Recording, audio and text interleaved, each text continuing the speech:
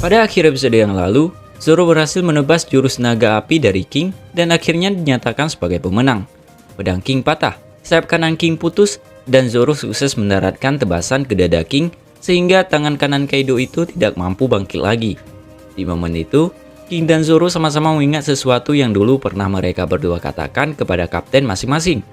King yang di masa lalu diselamatkan Kaido dari penilaian di Panghazard sangat berterima kasih dan siap memberikan seluruh hidupnya untuk Kaido. Bahkan, King menegaskan tidak akan pernah kalah di sebuah pertarungan demi bisa mewujudkan mimpi Kaido menjadi Raja Bajak Laut. Di sisi lain, Zoro pernah membuat janji serupa. Saat kalah dari Mihawk di East Blue, Zoro yang terluka parah membuat janji pada Luffy bahwa dia tidak akan pernah kalah lagi sampai tiba waktunya dia bisa mengalahkan Mihawk. Di momen itu pun, Zoro sudah menyebut Luffy sebagai Raja Bajak Laut. Mimpi yang Luffy pernah ungkapkan ke Zoro di momen pertama kali keduanya bertemu. Dari dua janji yang dilontarkan dua orang tangan kanan Kapten Bajak Laut itu, janji Zoro lah yang masih terjaga. Dia sukses mengalahkan King dan menjaga janjinya pada Luffy. Sementara King harus menerima fakta, dia gagal memenuhi janji pada Kaido. Di akhir pertarungan, Zoro lantas mengatakan bahwa dia rela menjadi Raja Neraka demi bisa memenuhi janjinya pada Luffy. Kabar kekalahan King langsung diketahui oleh para anggota Cipinol. Mereka tidak menyangka bahwa para petarung terbaik Kaido mulai dari All-Star hingga Tobiropo bisa kalah di pertarungan di Onigashima. Para agen terbaik pemerintah dunia itu pun mulai khawatir dengan kelanjutan pertarungan ini meski Big Mom dan Kaido masih belum terkalahkan. Mereka menilai jika para bajak laut generasi baru itu sukses menggulingkan para Yonko, maka dunia akan bergejolak dan zaman bakal berubah total.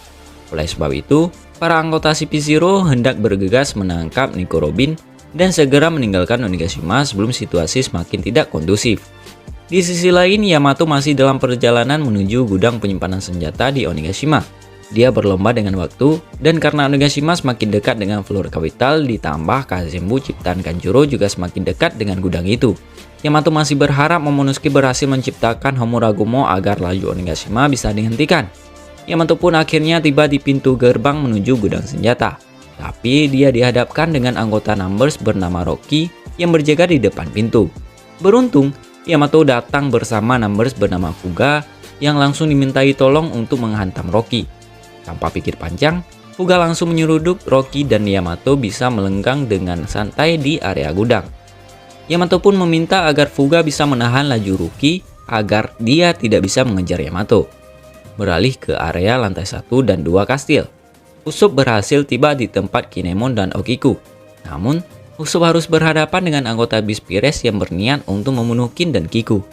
Kin dan Kiku yang sudah tidak berdaya akibat dihajar Kaido dan Kanjuro tidak bisa membantu Usopp dan membuat Usopp kewalahan. Keduanya bahkan sempat meminta agar Usopp pergi menyelamatkan diri dan mengabaikan mereka berdua. Kondisi itu nyatanya tidak membuat Usopp gentar. Sembari berlinang air mata, Usopp menegaskan dia tidak akan pergi dan akan tetap hidup demi menyelamatkan Kin dan Kiku. Di momen terdesak itulah, Usopp mendapat bantuan tidak terduga dari Izo.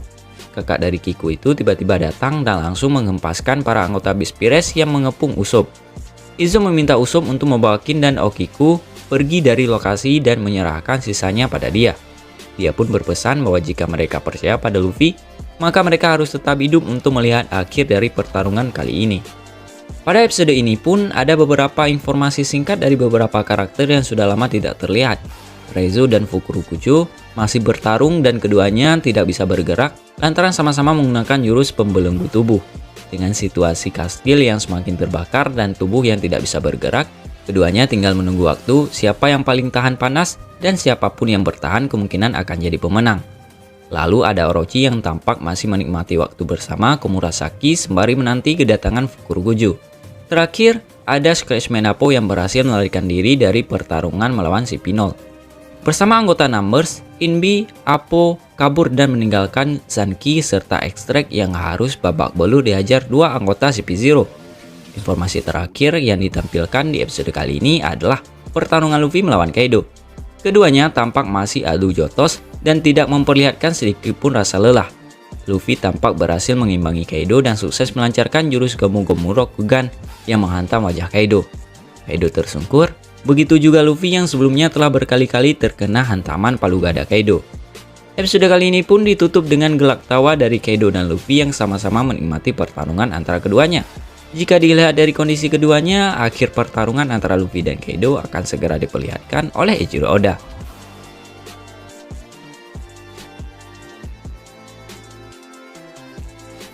Episode kali ini dibuka dengan penampakan warga di Flower Capital jelang berakhirnya Festival Api. Banyak warga yang masih mabuk, ada juga yang mempersiapkan perahu langit alias lampion. Mereka ingin memaksimalkan momen kebebasan mereka untuk melakukan apa saja sebelum dibelenggu kepasan Orochi dan Kaido.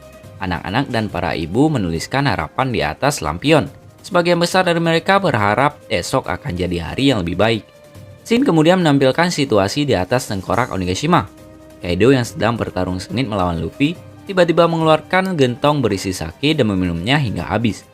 Luffy merasa tindakan itu merupakan penghinaan, sedangkan Kaido mengklaim itu dilakukan karena merasa senang dengan pertarungan melawan Luffy. Namun, kondisi Kaido yang mabuk membuat Luffy semakin kesel dan langsung mengarahkan serangan ke lawannya itu. Luffy menganggap Kaido sudah lemah dan membuat dirinya berpeluang memenangkan pertarungan. Bukannya di atas angin, Luffy malah harus dihadapkan dengan fase berbahaya dari Kaido.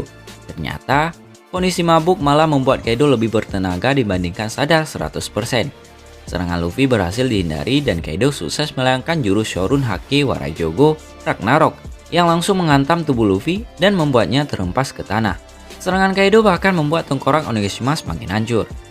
Kaido kemudian berubah menjadi naga dan memasuki fase murung sang pemabuk. Dia kembali sukses menggagalkan serangan Luffy dan melancarkan serangan balik menggunakan jurus Tatsumaki Kaifu. Tidak berhenti di sana, Kaido berubah ke fase menangis sang pemabuk dan siap mengeluarkan jurus Raime Hake ke arah Luffy.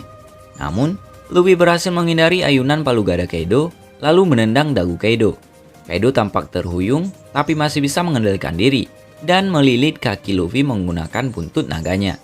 Keduanya saling membenturkan dahi. Tapi karena aura Hoshoku kaki keduanya yang sangat besar, benturan itu sampai memunculkan petir hitam di sekeliling mereka.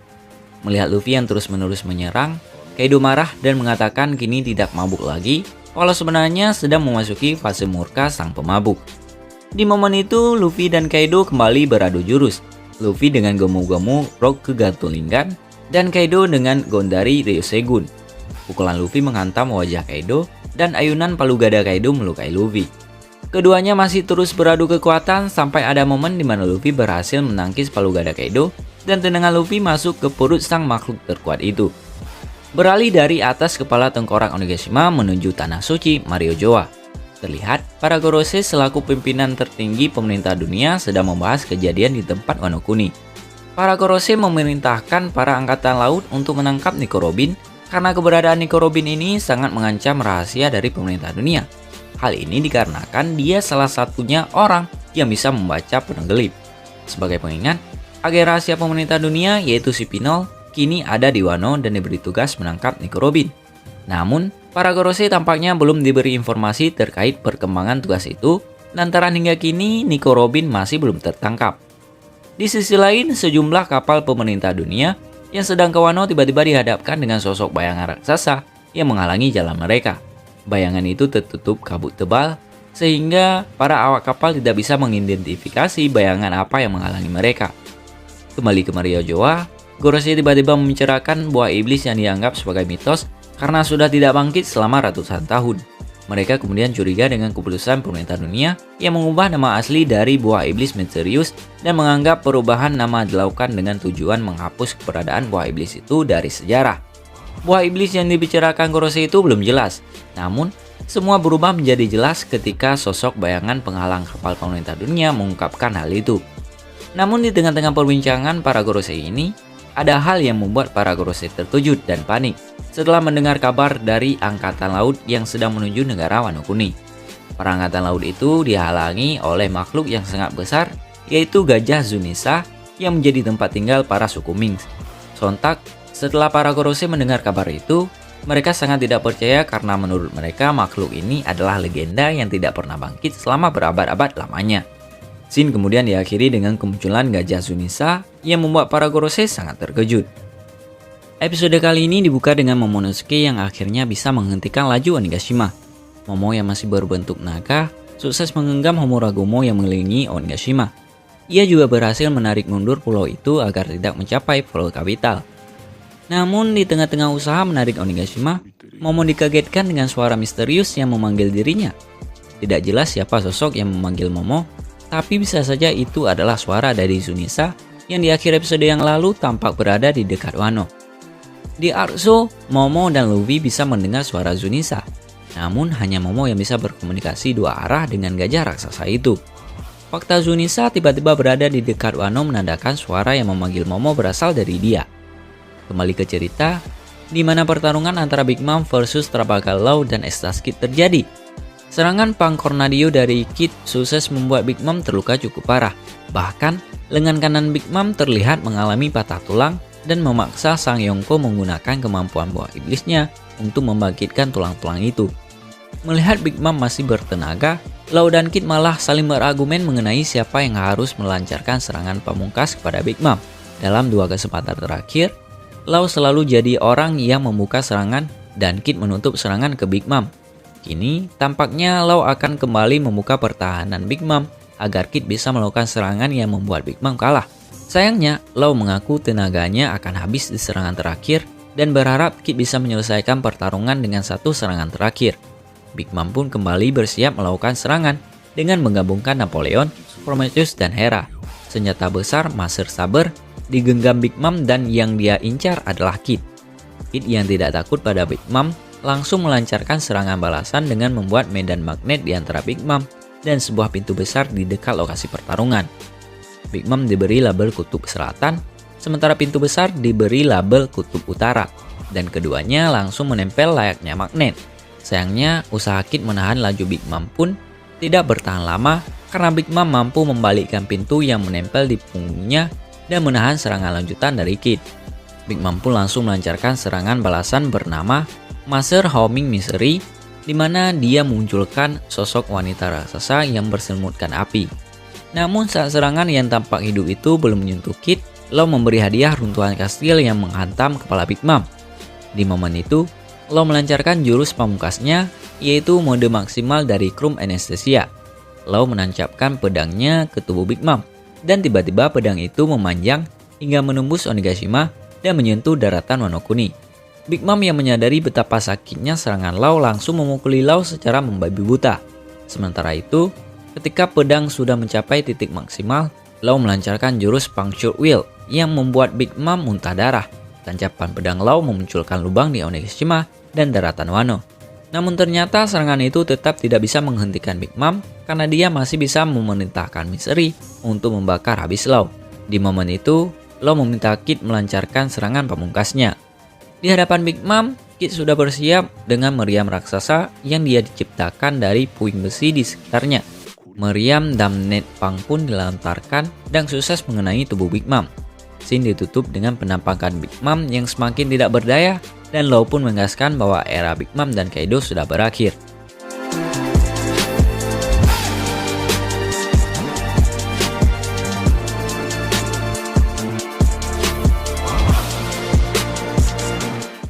Kembali ke Pleasure Hall.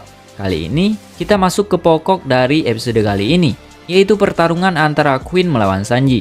Queen diceritakan lebih dulu menyerang Sanji dengan teknik Sparkling Queen. Dengan serangan itu, Queen menembakkan laser dari matanya, dan seketika itu juga Sanji mengingat serangan dari Ichiji, yaitu Sparkling Valkyrie. Untungnya Sanji dapat menghindarinya, tetapi tentu saja Queen tidak berhenti sampai di situ. Queen lalu menggunakan teknik Henry Queen. Dengan serangan itu, Queen mengelilingi tubuhnya dengan listrik, lalu memanjangkan lehernya ke arah Sanji. Sanji yang menerima serangan tersebut hanya bisa berteriak dan jatuh ke tanah sembari mengingat salah satu serangan dari Niji, yaitu Henry Blazer. Melihat Sanji terbaring di tanah, Queen pun tertawa dan bertanya apakah Sanji mengerti sekarang kalau semua teknik yang digunakan Queen barusan adalah teknik dari Germa Six Six, dan ia awalnya ingin menunjukkannya setelah Sanji menggunakan Red Suit miliknya. Kemudian, Queen pun langsung menembakkan lagi laser beam dari matanya, yang dihindari oleh Sanji sebisa mungkin.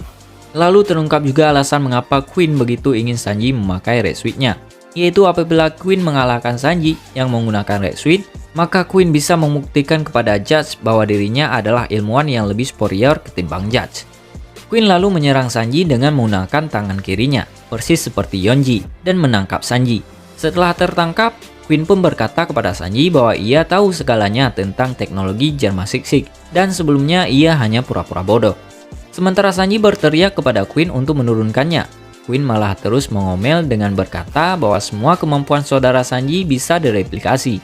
Tapi Sanji tidak menghiraukan perkataan Queen dan malah menjawab untuk tidak menganggap dirinya adalah keluarga dari Germa. Selagi tertangkap oleh Queen, Sanji pun mengingat teknik Witch Danton milik Yonji. Dan benar saja, Queen pun langsung melakukan teknik yang sama, tapi dengan nama Winds Queen. Dengan serangan ini, Queen berputar bersama Sanji dan membuat Sanji menghantam dinding dan pintu dengan kecepatan tinggi.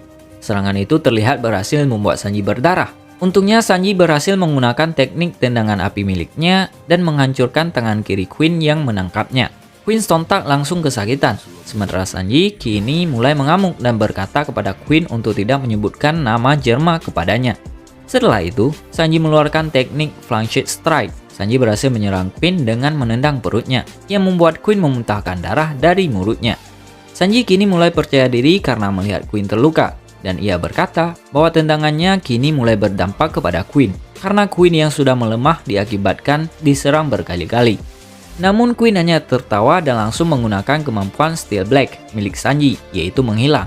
Tapi Sanji pun ternyata dapat menghilang juga, meski tanpa red switch-nya.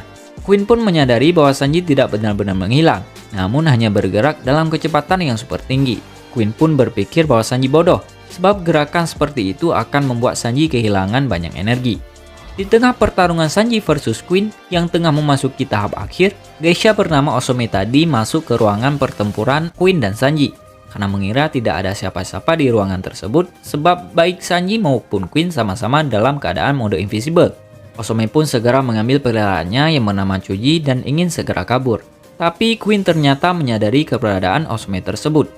Queen yang masih dalam mode invisible-nya berjalan perlahan menghampiri Osome sembari berkata bahwa Osome menolak tawaran Queen berkali-kali. Padahal setelah kematian Komurasaki, Osome adalah yang nomor satu untuk Queen. Osome selalu berkata bahwa ia sakit, namun kali ini Queen melihat Osome sehat walafiat. Queen pun tanpa pikir panjang langsung berniat menyerang Osome. Tapi Sanji pun melihat hal itu dan mempersiapkan serangan finalnya. Sanji ternyata berniat menggabungkan kekuatan exoskeleton, kekuatan kecepatan, dan juga Boshoku Haki. Menurutnya, kakinya saat ini sudah jauh lebih kuat dan dapat menahan napas yang lebih besar dari yang pernah ia gunakan.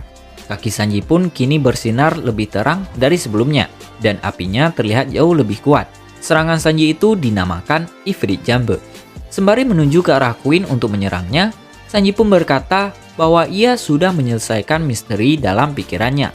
Misteri itu adalah orang yang menyerang Osome. Ternyata bukanlah Sanji melainkan Queen yang melakukannya dalam mode invisible-nya. Sanji pun berteriak Collier dan berhasil menerjang Queen yang membuat Queen menjadi terlihat lagi. Osome pun kaget melihat Queen yang ternyata ada di dekatnya, tapi Sanji tidak berhenti menyerang. Sanji lalu menyerang seluruh bagian tubuh Queen, mulai dari bahu, ekor, perut, paha, dan lain-lain. Sanji lalu menutup serangannya dengan teknik Beef Burst, di mana kaki Sanji kini terlihat memiliki sebuah kilatan putih, dan Queen pun terbang melayang setelah dihajar oleh Sanji.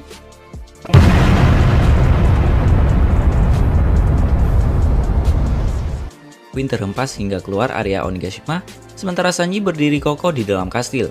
Namun, Sanji yang tampak kehabisan tenaga langsung terkapar saat dia sedang berbincang dengan Osome, geisha yang di episode sebelumnya diselamatkan Sanji dari serangan Queen.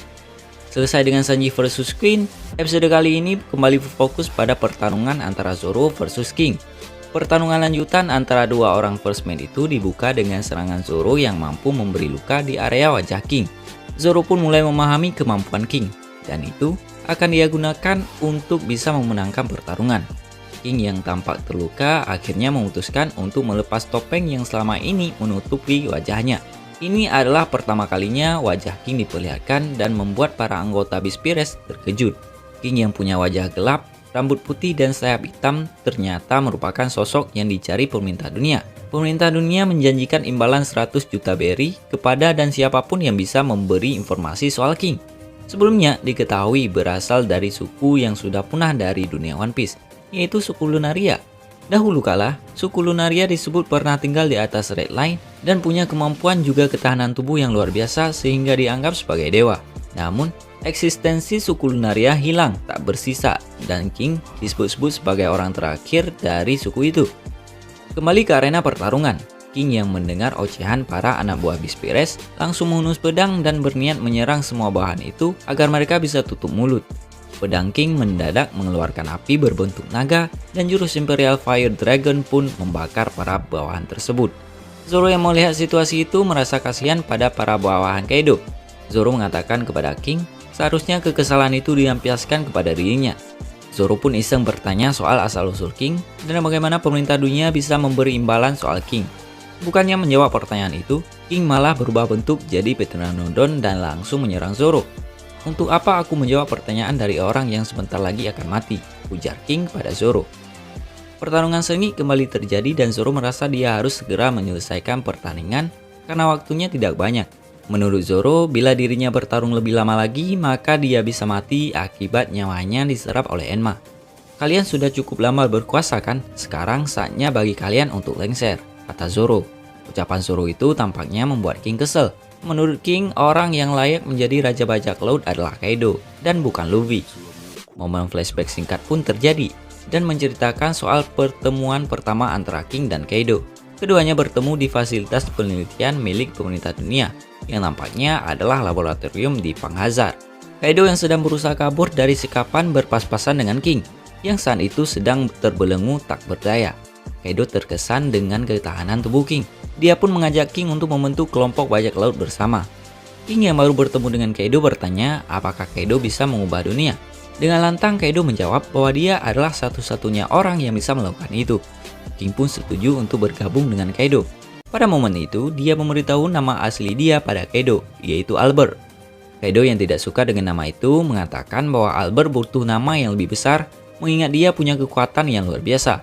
Akhirnya, Kaido menyarankan nama King dan itu melekat di tubuh Albert hingga saat ini. Usai kilas balik memori singkat itu, King sukses menghindari jurus Rengoku Onigiri dari Zoro dan melancarkan serangan balik ke arah Zoro. Zoro yang berusaha menghindar sempat kewalahan lantaran pedang King berubah bentuk. Ia juga berusaha mengambil 3 pedang yang dipegang Zoro. Namun Zoro tidak membiarkan hal itu terjadi dan ia berhasil membebaskan diri dari cengkraman King. Melihat pertahanan King kembali terbuka, Zoro melancarkan jurus Yakodori dan dia kembali sukses menyematkan luka ke tubuh King. Namun King tampak tidak panik dan masih merasa bahwa Zoro tidak akan bisa mengalahkannya. "Kau tak akan bisa mengalahkanku karena aku adalah spesies yang jauh lebih unggul darimu," kata King. Mendengar ucapan itu, Zoro jengkel dan mengatakan bahwa dia benci dengan alasan semacam itu. Zoro pun sukses membuktikan bahwa dia bisa menang atas King di scene terakhir episode kali ini. Zoro sukses menebas jurus Imperial Fire Dragon of Great Guardian yang dilancarkan King dengan jurus balasan bernama No Santoryu Byaku Sanju Hiryu Jigoku. Serangan itu membuat King kaget dan saat itu pedang Zoro akhirnya benar-benar menghujam tubuh King dengan kekuatan penuh.